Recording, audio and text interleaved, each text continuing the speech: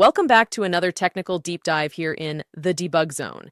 Today we're tackling a big question and breaking it down with insights from other users. Hopefully this clears up some misconceptions and helps you get the answer you need. So buckle up, stay a little curious, and let's jump right in.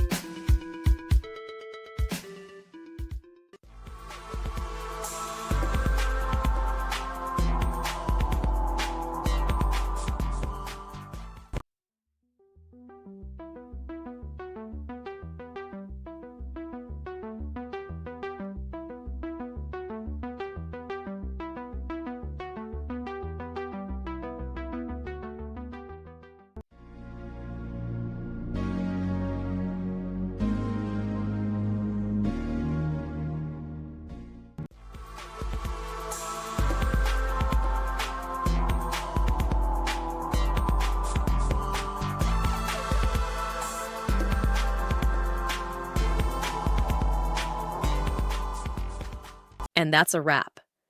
I hope you found the answer you were looking for. If you did, take a second to hit that subscribe button. It really helps out. And let me know in the comments which solution worked best for you. See you next time in the debug zone.